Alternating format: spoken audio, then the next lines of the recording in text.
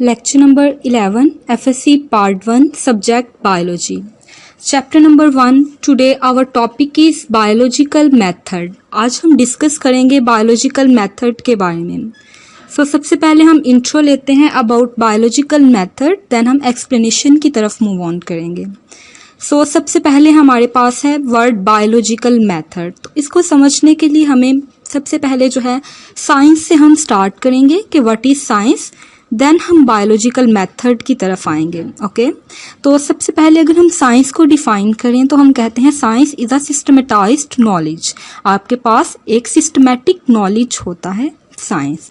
तो बेसिकली कुछ scientific methods होते हैं जिनको यूज करते हुए हम बायोलॉजिकल प्रॉब्लम का सॉल्यूशन निकालते हैं। किसका सॉल्यूशन निकालते हैं? बायोलॉजिकल प्रॉब्लम्स का। अब बायोलॉजिकल प्रॉब्लम्स क्या होती हैं?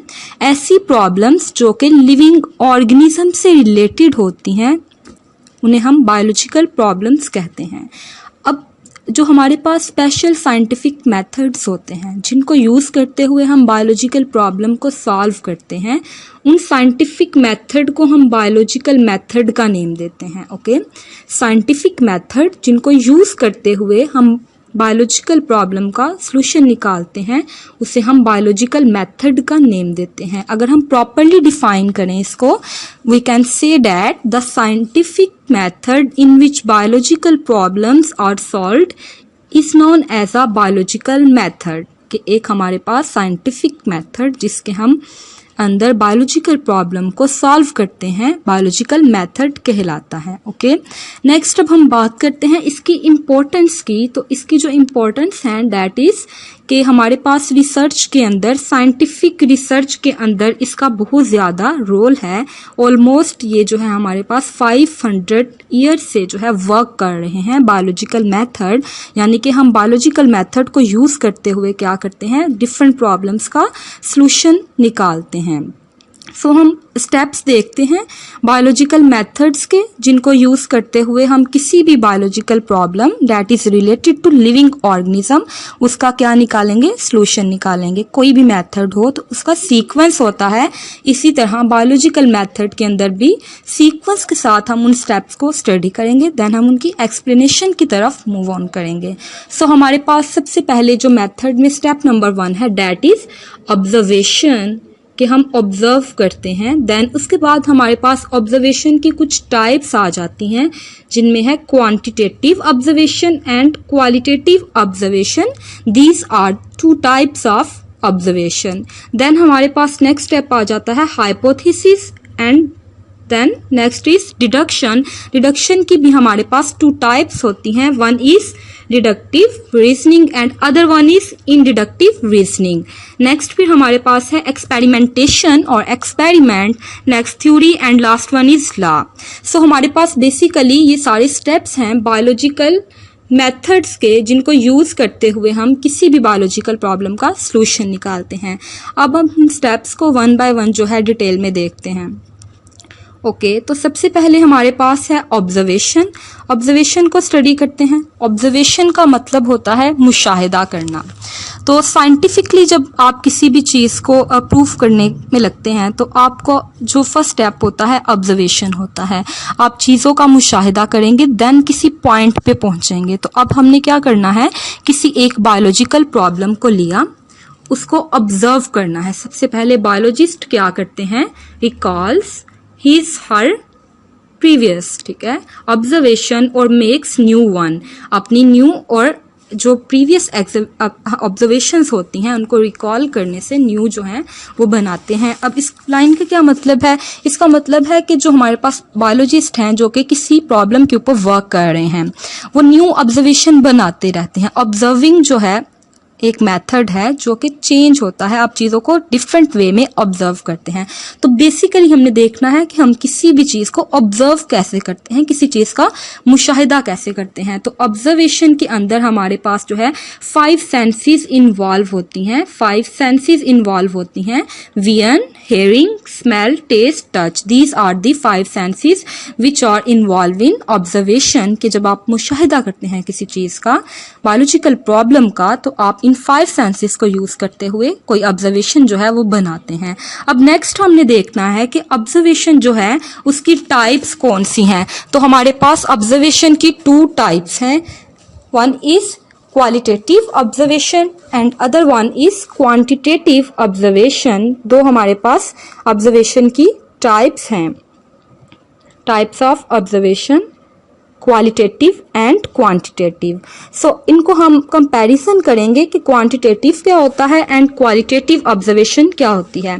सबसे पहले हमारे पास हम स्टडी करते हैं क्वांटिटेटिव को। ओके, क्वांटिटेटिव वर्ड से ही आपको शो हो रहा है क्वांटिटी, मिकदार की बात करेंगे हम इसमें। आप जब किसी चीज का मुशाहिदा करते हैं, उसको ऑब्जर्व करते हैं, उसकी मिकदार के लिहाज से डिफरेंट मेजरिंग टूल्स को यूज करते हुए तो आप उसको क्वांटिटेटिव ऑब्जर्वेशन कहते हैं। हम कह सकते हैं observation that are use by using measuring, that are formed by using measuring tools. जिसको आप बनाते हैं मेजरिंग टूल्स को यूज करते हुए, उसे आप क्वांटिटेटिव ऑब्जर्वेशन का नेम देते हैं। फॉर एग्जाम्पल, आपने किसी चीज टेम्परेचर अगर आपने मेजर करना है तो आप टेम्परेचर के लिए थर्मामीटर यूज करते हैं। आपने किस चीज की लेंथ मेजर करनी है, मेजरिंग टेप यूज करेंगे, रूलर यूज करेंगे, स्केल यूज करेंगे। इसी तरह नेक्स्ट जो है हमारे पास डिफरेंट इंस्ट्रूमेंट होते हैं जिनको हम मेजरिंग के लिए यूज करते हैं, लाइक सिलेंडर वगैरह, स्केल और मेजरिंग कप वगैरह। ओके, तो ये हमारे पास क्या था, क्वांटिटेटिव ऑब्जर्वेशन, कि ऐसी ऑब्जर्वेशन जो हम मेजरिंग टूल को यूज करते हुए बनाते हैं। अब क्वालिटेटिव क्या होता है, बेसिकली क्वालिटी के वर्ड से ही शो हो रहा है किसी चीज की क्वालिटी को जज करना, ऑब्जर्व करना। अब क्वालिटी को आप जो है अपनी 5 सेंसेस यूज करते हुए जो है ऑब्जर्व कर सकते हैं। 5 सेंसेस में आ जाता है smell, taste, touch, sound, hearing वगैरह। ये आपकी 5 सेंसेस हैं जिनको यूज करते हुए आप क्वालिटेटिव ऑब्जर्वेशन देते हैं किसी चीज की, observation that use over senses. Okay, अब हमारे पास बेसिकली हमने क्या किया, कंपैरिजन किया। अब हम देखते हैं कि ऑब्जर्वेशन, इसको फर्दर जो है एक्सप्लेन करती हूँ, एग्जाम्पल सुनिएगा, देन आपको जो है क्वांटिटेटिव और क्वालिटेटिव बिल्कुल क्लियर हो जाएगा। फॉर एग्जाम्पल, आप किसी शॉप पे जाते हैं, ठीक है, तो आप उससे कहते हैं कि मुझे 1 लीटर जो है पानी की एक बोतल दे दो, ठीक है। 1 लीटर आपने क्या कहा, वाटर आपको चाहिए। अब पहले आपने बात किसकी की, अब आपको 1 लीटर चाहिए तो आप पहले उससे पूछेंगे जो आपके सामने बोतल पड़ी है ये कितने लीटर की है। तो आप किसकी बात कर रहे हैं, आप उसकी क्वांटिटी की बात कर रहे हैं, क्वांटिटेटिव, ठीक है, आपके पास से हो जाएगा। आप क्वांटिटी की बात कर रहे हैं, देन आप पूछेंगे उससे कि ये हॉट है या कोल्ड है। अब आप किसकी बात कर रहे हैं, 5 सेंसेस को यूज करते हुए अब आप क्वालिटी की बात कर रहे हैं, ठीक है। जब आपने उसकी क्वालिटी पूछी हॉट है या कोल्ड है, सो ये हमारे पास क्या होता है, क्वालिटी होती है। तो इसी तरह हम जब किसी चीज को ऑब्जर्व करते हैं, ऑब्जर्वेशन करते हैं, तो हम उसको क्वांटिटेटिवली भी कर सकते हैं और क्वालिटेटिवली भी कर सकते हैं।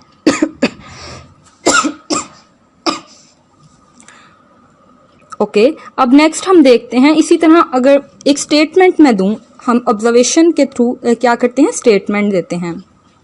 अब वो स्टेटमेंट के अंदर हमारा डाटा क्वांटिटेटिव भी हो सकता है, क्वालिटेटिव भी। फॉर एग्जांपल, अगर मैं आपको कहती हूँ कि ह्यूमन बॉडी के एंजाइम्स ऑप्टिमम टेम्परेचर पे वर्क करते हैं, तो मैंने ये एक स्टेटमेंट दी, ठीक है, और ये स्टेटमेंट क्या है आपके पास, क्वालिटेटिव है। अब अगर इसी स्टेटमेंट को मैं यूं कहूं कि ह्यूमन एंजाइम्स जो हैं वो ऑलमोस्ट 37 डिग्री सेल्सियस टेम्परेचर पे वर्क करते हैं, तो ये मैंने किसकी बात की, मैंने इसकी क्वांटिटी भी बताई साथ, ठीक है, उसको क्वांटिटेटिवली एक्सप्लेन कर दिया। सो ये हमारे पास डिफरेंस होता है क्वांटिटेटिव एंड क्वालिटेटिव में। इसी तरह सेम आप ऑब्जर्वेशन में भी करते हैं। तो होप सो कि आपको ये क्लियर हो गया होगा। नेक्स्ट अब हम देखते हैं, हमारे पास नेक्स्ट स्टेप है हाइपोथेसिस। हाइपोथेसिस को स्टडी करते हैं अब हम। अभी हमारे पास स्टेप है, ऑब्जर्वेशन के बाद जो स्टेप आता है दैट इज हाइपोथेसिस। अब हम जब किसी चीज को ऑब्जर्व करते हैं तो उसकी हम एक्सप्लेनेशन देते हैं, ठीक है, सिंपल एक्सप्लेनेशन देते हैं। फॉर एग्जाम्पल, आपने किसी चीज का मुशाहिदा किया, मुशाहिदा करने के बाद आपने क्या किया, उस चीज को सिंपली एक्सप्लेन कर दिया, that is known as hypothesis. Okay, अगर हम इसको साइंटिफिकली डिफाइन करें तो हम सिंपली इसको कहते हैं कि ये टेंटेटिव एक्सप्लेनेशन होती है फॉर एन ऑब्जर्वेशन, कि जब आप ऑब्जर्व करते हैं किसी चीज को, साइंटिफिक प्रॉब्लम को, तो आप क्या करते हैं, उसकी टेंटेटिव एक्सप्लेनेशन देते हैं, जिसे आप हाइपोथेसिस का नेम देंगे। अब हमारे पास जो हाइपोथेसिस होती है वो इट में बी रॉन्ग और राइट, ये सही भी हो सकती है नेक्स्ट स्टेप में जाके और गलत भी साबित हो सकती है। ठीक है, that can be tested by further investigation, जो कि फर्दर इस पे इन्वेस्टिगेशन की जाती है, और it can may be wrong और राइट। ओके, तो ये हमारे पास क्या है, हाइपोथेसिस। अब हमने देखना है कि जो हमारे पास जो हाइपोथेसिस है उसके 2 वेज होते हैं। ठीक है, हाइपोथेसिस जब आप किसी चीज के बारे में देते हैं तो उसके 2 वेज होते हैं। 2 तरीके से आप हाइपोथेसिस दे सकते हैं, उन 2 वेज को हम स्टडी करेंगे और उनका कंपैरिजन भी देखेंगे। तो first way is deductive reasoning and other one is inductive. तो हम पहले डिडक्टिव को देखते हैं, देन हम इनडिडक्टिव को देखेंगे। तो डिडक्टिव रीजनिंग जो है हमारे पास, ये आपके पास ऐसी रीजनिंग या ऐसी स्टेटमेंट होती है जिसके अंदर आप मूव करते हैं जनरल टू स्पेसिफिक, जनरल से स्पेसिफिक स्टेटमेंट की तरफ आप जाएंगे। नीचे एग्जाम्पल है आपके पास, इसको देखिएगा। If all organisms are made of cell and humans are organisms then humans are made of cell. इसमें हमने क्या किया, इस स्टेटमेंट के 2 पार्ट्स हैं। पार्ट 1 को सुनिएगा गौर से। If all organisms are made of cell, अगर तमाम ऑर्गेनिज्म किससे बने हैं, सेल से, जनरल बात हुई है। तो देन जो हमारे पास ह्यूमन बीइंग है वो भी क्या है, ऑर्गेनिज्म है, तो वो भी किससे मिलके बने होंगे, मेड ऑफ सेल। तो इसमें हम मूव किया, हमने जनरल टू स्पेसिफिक मूव किया। तो ऐसी रीजनिंग जिसके अंदर हम जनरल से स्पेसिफिक पॉइंट की तरफ मूव करते हैं, that is known as deductive reasoning, जैसा कि हमने इसमें किया। इसी तरह इसी की दूसरी एग्जाम्पल हम ले सकते हैं, जो कि आपकी बुक में कोट है। हमने मूव किसकी तरफ करना है, जनरल टू स्पेसिफिक। जनरली हमने कहा कि तमाम बर्ड्स के विंग्स होते हैं और वो फ्लाई कर सकते हैं, जनरल बात की। अब अगर इसी को हम इस तरह से आगे स्पेसिफिक की तरफ लेके जाएं, स्पेसिफिसिटी की तरफ लेके जाएं, तो हम ये कहेंगे तमाम बर्ड्स के विंग्स होते हैं, वो फ्लाई कर सकते हैं। तो हमारे पास स्पैरो भी क्या है, एक बर्ड है। स्पैरो भी क्या कर सकती है, मूव करेगी, फ्लाई करेगी, और इसके भी क्या होंगे, विंग्स होंगे। तो ये आपकी एग्जाम्पल है डिडक्टिव रीजनिंग की, जिसमें आप मूव किया आपने बर्ड से स्पैरो की तरफ, यानी जनरल से आप किसकी तरफ आए, स्पेसिफिक की तरफ आए। इसको हम इफ एंड देन लॉजिक भी कहते हैं। ठीक है, इसको हम इफ एंड देन लॉजिक भी कहेंगे। ओके, तो हमारे पास ये क्या है, डिडक्टिव रीजनिंग। नेक्स्ट अब हम स्टडी करते हैं इनडिडक्टिव को, कि व्हाट इज इनडिडक्टिव रीजनिंग। इसमें क्या होता है, ये इसके ऑपोजिट है डिडक्टिव के। इसमें हमने कहा था जनरल से हम किसकी तरफ मूव करेंगे, स्पेसिफिक की तरफ, बट इसमें हम मूव करते हैं स्पेसिफिक से जनरल की तरफ। पहले ये एग्जाम्पल रीड आउट करते हैं, देन हम दूसरी एग्जाम्पल की तरफ जाएंगे। All organisms are made of cell based on years of finding from biologist। अब इस एग्जाम्पल को आप सिंपली यू कहेंगे, अगर ह्यूमन एक ऑर्गेनिज्म है और वो सेल से बना है, ठीक है, स्पेसिफिक की बात की हमने, ह्यूमन की बात की, स्पेसिफिक की, तो हम कहेंगे तमाम ऑर्गेनिज्म जो हैं वो क्या, तमाम जो ऑर्गेनिजम्स हैं वो भी लिविंग है, लाइक ह्यूमन। ह्यूमन एक लिविंग ऑर्गेनिज्म है जो किससे मिलके बना है, सेल से। इसी तरह बाकी तमाम लिविंग ऑर्गेनिज्म भी किससे मिलके बने होंगे, मेड ऑफ सेल, सेल से मिलके बने होंगे। तो इसमें हमने बात की स्पेसिफिक से जनरल की तरफ। इसी को अगर हम फर्दर एक्सप्लेन करें विद एन अदर एग्जाम्पल, तो हमने अभी जो है बात की थी डिडक्टिव के अंदर स्पैरो वाली एग्जाम्पल की। इसी को अगर हम उल्ट कर दें, इसी को ऑपोजिट कर दें, तो देखिएगा, अब पहले हमने जनरल से स्पेसिफिक की तरफ मूव किया, ठीक है, तो हमने बर्ड से स्पैरो की बात की। अब हमने जनरल स्पेसिफिक से जनरल की तरफ आना है। तो स्पेसिफिक क्या है, स्पैरो। तो स्पैरो की बात करते हैं। स्पैरो एक बर्ड है जिसके विंग्स होते हैं और ये फ्लाई कर सकती है। तो हमारे पास जितने भी अदर बर्ड्स हैं उनके भी विंग्स होंगे और वो भी क्या करेंगे, फ्लाई कर सकेंगे। तो इसमें हमने मूव किया फ्रॉम स्पेसिफिक टू जनरल, के एक स्पैरो को लिया जो कि स्पेसिफिक थी और तमाम बर्ड्स की तरफ हमने statement they the that is general. तो ये हमारे पास क्या था, कंपैरिजन था जो हमने देखा, और दोनों को एक्सप्लेनेशन भी देखी कि जो हम रीजनिंग देते हैं, स्टेटमेंट देते हैं, वो टू वे से दे सकते हैं, one is deductive and other one is inductive. ठीक है, तो होप सो कि आपको इन दोनों में जो कंपैरिजन है वो क्लियर हो गया होगा। नेक्स्ट अब हम मूव करते हैं अपने नेक्स्ट पॉइंट की तरफ, उसको स्टडी करते हैं। नेक्स्ट पॉइंट है हमारा थ्योरी। अब थ्योरी से पहले भी एक स्टेप आता है that is experimentation. So basically क्या होता है, थ्योरी कैसे बनती है इसको देखते हैं। हमारे पास जब हम कोई स्टेटमेंट देते हैं तो साइंटिस्ट उसको साइंटिफिकली उस पर एक्सपेरिमेंट करते हैं। अगर एक्सपेरिमेंट करते वक्त वो रिजेक्ट ना हो, उसको अगेन एंड अगेन टेस्ट किया जाए, ठीक है, और वो रिजेक्ट ना हो, तो वो क्या बन जाती है, थ्योरी बन जाती है। In the next step when the reporting result are taken right, it become theory. The hypothesis that stand the test of time often tested never rejected, जिसको आप अगेन एंड अगेन टेस्ट करें और वो फिर भी हाइपोथेसिस जो है वो रिजेक्ट ना हो, तो वो हमारे पास थ्योरी कहलाती है। ओके, अब थ्योरी जो है हमारे पास कैसे बनी, जब हमने हाइपोथेसिस को क्या किया, उस पे एक्सपेरिमेंट किया और एक्सपेरिमेंट करने के बाद भी वो रिजेक्ट नहीं हो सकी, तो वो क्या बन गई, थ्योरी बन गई हमारे पास। तो नेक्स्ट अब हम देखते हैं लॉ किसे कहते हैं, जो कि थ्योरी के बाद आएगा।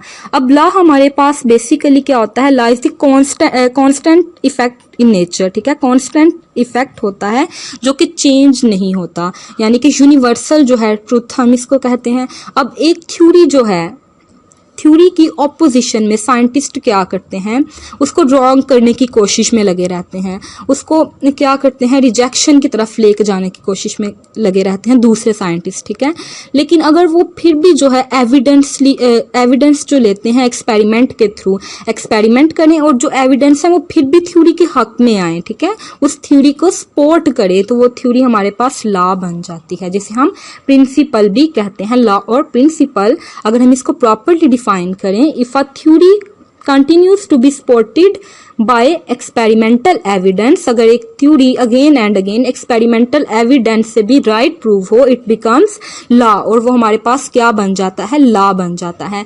अब हमारे पास जो लॉ है बेसिकली उनकी एग्जाम्पल्स बहुत कम हैं बायोलॉजी के अंदर। अब इसकी रीजन क्या है, टू एग्जांपल्स हैं हमारे पास, Hardy Weinberg law, Mendel's law of inheritance. Biology के अंदर लॉ जो है वो कम है। इसकी रीजन ये है, एज वी नो डैट, कि बायोलॉजी के अंदर हम लिविंग ऑर्गेनिज्म की स्टडी करते हैं, ठीक है, लिविंग थिंग्स की स्टडी करते हैं।